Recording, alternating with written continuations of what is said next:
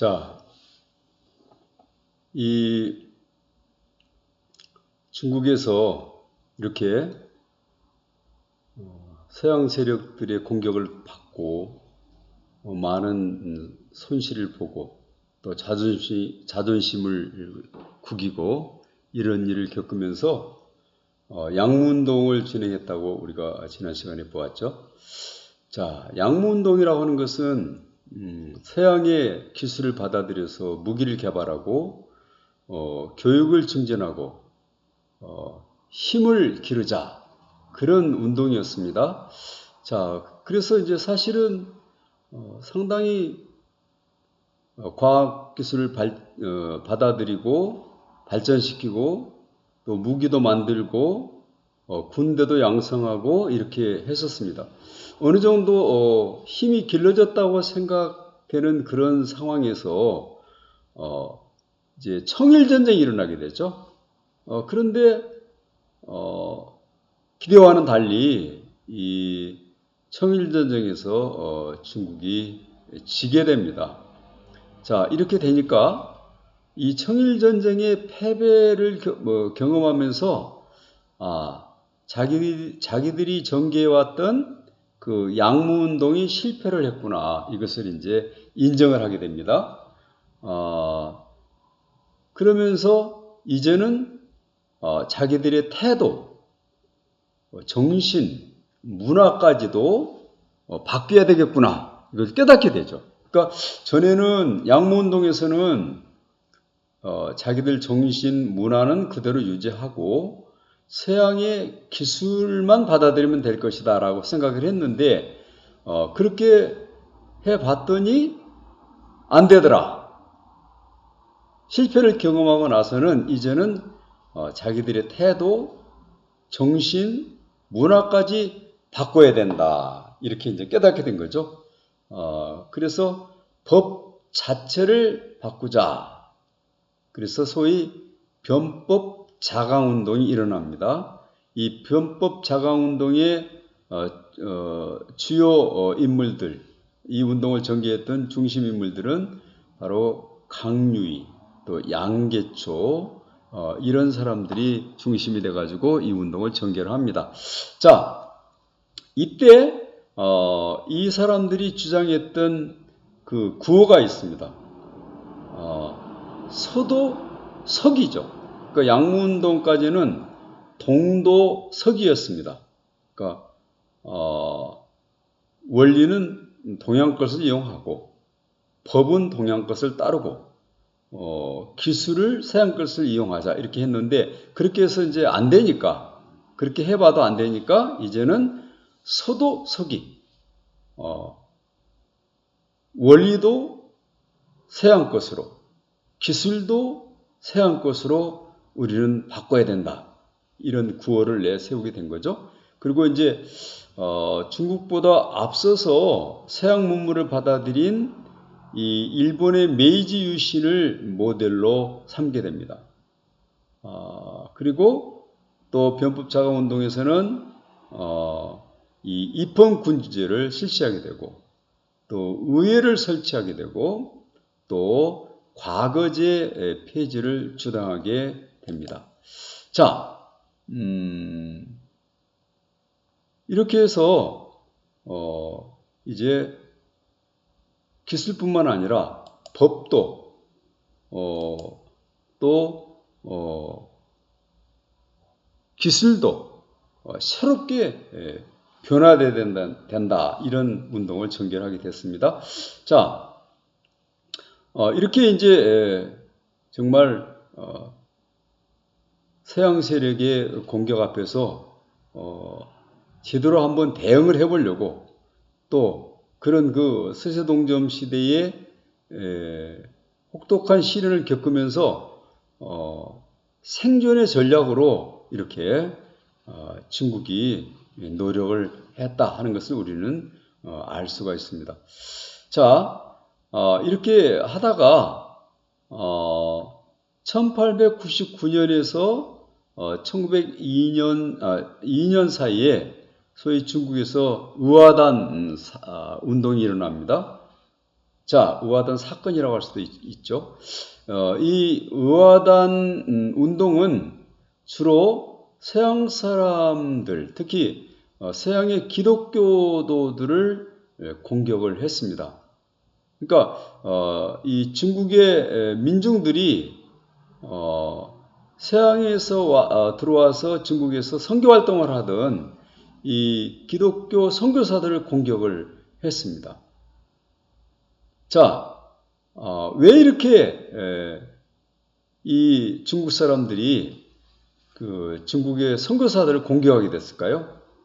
요 앞전에서 우리가 홍수전이라는 사람은 태평천국 운동을 전개하면서 하나님을 믿어야 된다 이렇게 주장을 했는데 지금 의화단 운동에서 보면은 오히려 기독교도들을 굉장히 싫어하고 기독교도들을 타도하는 그리고 선교사들을 적으로 삼고 공격하는 어떻게 보면 이 태평천국 운동과는 정반대되는 운동이 지금 나타나고 있다. 왜 이렇게 됐을까요? 자, 그것은 청나라의 백성들이 이렇게 힘들고 어려움에 처하게 된 것은 이 청나라 정부의 부패와 타락에도 원인이 있지만은 본질적으로 외세의 침입에서 온 것이다. 당시에 그 중국 사람들이 겪는 고통과 그 아픔은 바로 외세의 침입에서 온 것이다라고 하는 자각을 했기 때문이죠. 자, 그래서 서양 열강을 몰아내려고 이 백성들이 함께 일으킨 운동이 바로 의화단 운동입니다. 그리고 이 의화단 운동 때 중국 사람들이 주장했던 구호, 그것은 바로 부청 멸량이죠. 말하자면 청나라를 부욕해 하고 그리고 서양 사람들을 멸망시키자 이렇게 한 겁니다. 자, 그 의화단 사람들이 기독교인들, 서양 사람들 중에서 특히 기독교인들을 가장 싫어했는데 왜 그랬을까요? 그것은 서양 선교사들 중에서 그 내지까지 깊숙이까지 들어가게 되고 그 사람들이 바로 자본주의 그 제국주의의 자본가들, 그러니까 제국주의 국가의 자본가들이 필요로 하는 자원의 상황을 이 선교사들이 파악해서 알려주는 겁니다. 이 제국주의 자본가들의 이익을 위해서 앞장선 사람들이 바로 선교사들이었다는 거죠. 자, 이걸 보면서 중국의 백성들이 아하, 저 사람들은 우리에게 복음을 전하러 왔다기보다는 복음을 전하는 것 같지만 사실은 제국주의 앞잡이구나. 이런 인식을 하게 된 거죠. 그래서 바로 중국 사람들이 기독교 뒤에 있는 제국주의의 자본과 서양 군대의 실체를 본 겁니다. 그것을 보고 중국 백성들이 바로 의화단 운동을 전개하면서 특히 서양에서 중국으로 와서 활동하고 있었던 당시에 많은 선교사들을 희생시키죠. 그 당시에 수도 없이 많은 수백 명의 선교사와 그리고 선교사 가족들, 심지어는 선교사의 어린 그 자녀들까지도 아주 비참하게 그 학살을 당하게 됩니다. 자, 그런데 이렇게 이제 기독교 선교사들이 이 의화단 사건으로 희생이 되고 무참하게 학살을 당하고 하는 걸 보고 이 중국의 선교사를 파송했던 이 나라들이 가만히 있질 않죠. 그래서 바로 선교사를 파송한 나라에서 군대들을 중국에 보냅니다. 그래서 이 군대들이 연합해가지고 바로 의화단을 진압을 하게 되고, 의화단이 진압이 되고 나서 청나라와 그리고 서양나라들과의 사이에서 신축조약이 체결이 됩니다. 자, 이 신축조약을 체결하면서 막대한 이 배상금이 지급이 되죠. 그러니까 당시 배상금을 4억 5천만 양을 지급하라 그랬어요. 그러니까 이것은 청나라의 1년 세금 수입의 2배가 되는 어마어마한 돈입니다. 근데 이것을 이제 물어주게 된 거죠. 그러니까 중국은 그 당시 힘이 없으니까 이래도 당하고 저래도 당하는 그런 입장에 처하게 되죠. 자, 그리고 베이징의 애국 군대 주둔을 허용하게 됩니다. 그러니까 이 당시에 서양 나라 사람들이 어떻게 남의 나라의 수도에 애국 군대까지 주둔할 수 있게 되느냐, 이것을 허용하게 되었느냐. 서양 사람들 주장은 뭐냐면 그 중국에 와 있는 자기 나라 백성들을 보호하기 위해서 우리는 우리 군대를 너희 나라에 주둔시켜야 되겠다. 이런 논리인 거죠. 자, 그래서 우리가 살펴보면은 2차 아편전쟁 때에는 베이징에 애국의 공관들이 들어왔죠. 근데 의화단 사건 때는 아예 베이징에 애국의 군대가 주둔하게 된다 하는 것입니다. 그러니까 갈수록 중국은 어렵게 된 거죠. 우리가 그것을 생각해 볼 수가 있습니다. 자, 이렇게 이제 그 베이징까지 애국 군대가 들어오고 이런 걸 보면서 그때서야 서태후를 중심으로 해서 이 보수파들, 고위 공직자들이라고 할 수 있겠죠. 이런 사람들이 이제 개혁 운동을 시도를 하는데 이 사람들이 어떤 인식을 하게 되냐면 이 기득권층 사람들도 여기서 더 나가면 완전히 나라가 망한다. 이런 그 자각을 하게 됩니다. 그래서 그 1901년부터 군사, 교육, 경제 분야의 개혁을 진행을 하고 또 1906년에 예비 입헌을 통해서 정치를 개혁을 하려고 했습니다.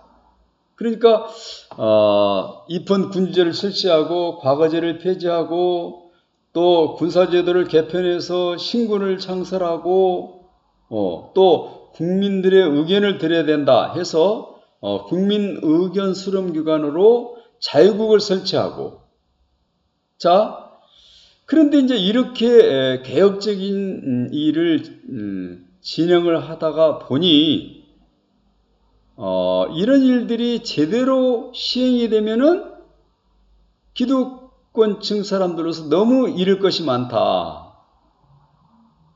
또 이런 생각을 하게 된 거예요. 자기들이 이기심이 발동된 거죠. 그러다 보니까 주장만 거창하게 하고 그 실행을 계속 미루게 됩니다. 그래서 결국에 이 서태후를 중심으로 했던 그러니까 서태후를 중심으로 한 이 보수파들이 일으켰던 개혁운동, 이 광서 신정은 결국 실패로 돌아가게 되죠. 자, 이렇게 되니까 이 청나라 백성들은 이제는 청나라에 더 이상 희망이 없다 이런 생각을 하게 되면서 아예 청나라를 없애버려야 되겠다. 청나라를 무너뜨려 버려야 되겠다. 이런 생각을 하면서 혁명을 일으키게 됩니다. 혁명을 일으키게 되는데 바로 그 혁명이 이 신의 혁명이죠. 자, 이 신의 혁명으로 1911년에 청나라가 멸망을 하고 소위 중화민국이 이제 세워지게 됩니다. 이때 이 신의 혁명은 바로 순원, 우리 이제 선문이라고 그러죠. 이 선문이 주도를 하게 됩니다. 이 선문을 흔히 우리가 교과서에서 배울 때 중국 민주주의의 아버지다 이렇게 얘기를 합니다. 이 순원이 청나라를 타도하려고 중국 혁명 동맹회를 만드는데 이때 소위 이제 삼민주의를 주창하죠. 이 삼민주의라고 하는 것은 민족, 민생, 민권입니다. 민족은 바로 중국 정통민족 한족 정부를 세우자 그런 주장이고, 민생은 백성들의 경제적인 생활 보장, 그것으로서 바로 토지를 균등하게 분배하자 이런 내용이고요. 민권은 민중에게 주권이 있다. 그 이전 시대에는 황제에게 주권이 있다고 생각했잖아요. 근데 이제는 백성들에게 주권이 있다. 백성들이 나라의 주인이다. 이런 의식을 갖고 민중에게 주권이 있다는 것을 강조하게 됩니다. 자, 이렇게 이제 선문이 중심이 돼서 삼민주의를 주장하고 나설 때 우창에 있는 그 신군부들 사이에 이 선문의 주장이 쫙 퍼지게 됩니다.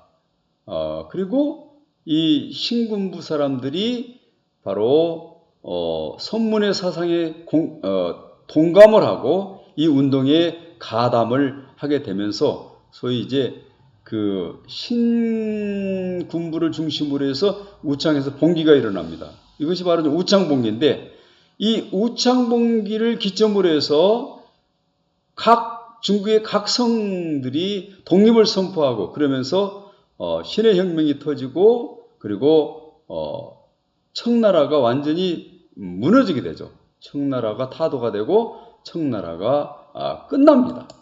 자, 이렇게 해서 중국 최초로 공화국이 들었습니다. 이것이 바로 중화민주공화국입니다. 그리고 국민을 대표해서 나라를 다스릴 수 있는 대총통을 뽑는데요. 이때 선문이 임시 총통이 됩니다. 그런데 청나라 조정에서 이 신의 혁명을 진압하려고 군대를 보냅니다. 이때 이 원세계가 순원에게 오죠. 근데 이 순원이 원세계에게 말합니다. 나는 사실 대총통이 되고 싶은 사람이 아니다. 다만 나는 이 썩은 나라를 공화정으로 만들고 청조를 멸망시켜서 이 나라를 좋은 나라로 만들고 싶을 뿐이다. 만약에 네가 그것을 할 수 있으면 나는 이 대총통 자리를 너에게 주겠다. 이렇게 얘기를 합니다. 자, 이 말을 듣고 원세계는 자기가 군인 장수로, 청나라의 군인 장수로 있는 것보다 새로운 이 공화국의 대총통이 되는 것이 낫겠다 이렇게 생각을 하고 청조를 배신하죠. 그래서 이 원세계가 청조를 완전히 멸망시키고 임시 대총통의 자리에 앉게 됩니다. 자, 우리가 지금까지 이렇게 중국의 이 서세 동점 시대의 대응 방식, 그들이 어떻게 하면 서양 세력의 침공을 막고 나라를 지키고 또 백성들의 생명과 재산을 보호하고 또 서양 나라들 못지않게 이 발전해 갈 수 있을까 생각하고 양무운동 또 변법자강운동을 전개를 했고, 또 백성들 가운데 태평천국운동도 또 의화단 사건도 이렇게 의화단 운동도 이렇게 일어났지만은 결국 천국은 무너지고 이렇게 새로운 선문의 삼민주의를 바탕으로 해서 새로운 중화민주공화국이 세워졌다. 완전히 새로운 시대가 열리게 된 거죠. 이걸 우리가 살펴보았습니다. 자, 그러면은 이제는 이 서세동점 시기에 그 시대에 일본에서는 어떤 일이 일어났을까? 그러니까 이 서양 세력들이 이 아시아를 침공해 들어오고 할 때 일본은 어떤 대응을 했는가 하는 것을 한번 살펴보도록 하겠습니다. 자, 원래 이제 이 일본은 이 서양 세력들이 동양으로 이렇게 밀고 들어올 때 처음에는 세국 정책을 썼죠. 이 나라를 걸어 잠그고 문을 열어주지 않았습니다. 처음에는 그저 네덜란드와만 교역을 했고 무역을 했습니다. 그리고 네덜란드가 해외 무역에 관한 전부였죠. 자, 왜 이 일본은 다른 나라들하고는 교역을 하지 않고 상대를 하지 않고 네덜란드와만 이렇게 교역을 했는가?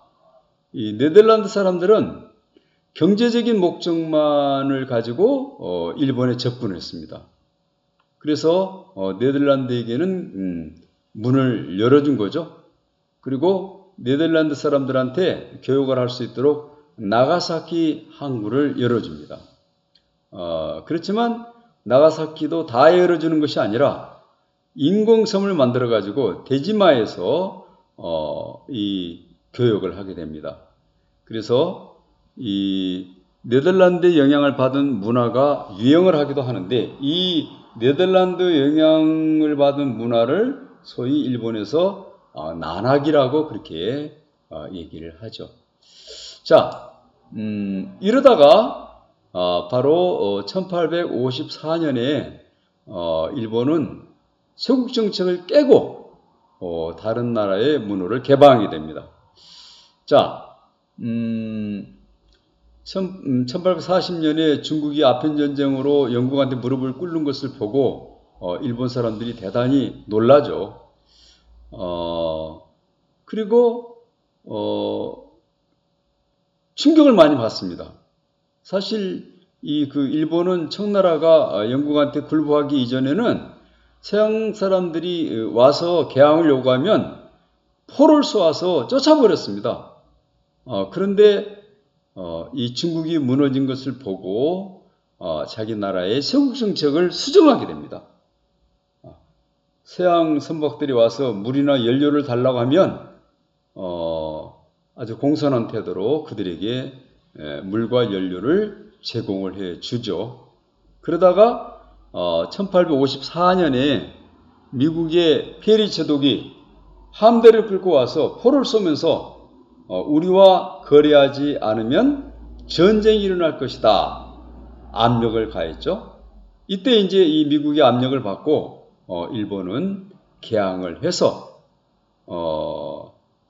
바로 어떻게 보면 우리 조선보다도 훨씬 먼저 개항을 하고 서양 문물을 받아들이게 되게 됩니다.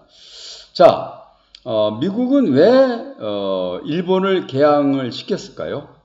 그것은 이 중국과 아시아에 들어가는 거점 지점으로서 일본이 적합하다라고 생각을 한 거죠. 자, 그래서 1854년에 미일 화친 조약이 체결이 되고 그리고 1858년에 미일 통상 이 조약이 체결이 됩니다.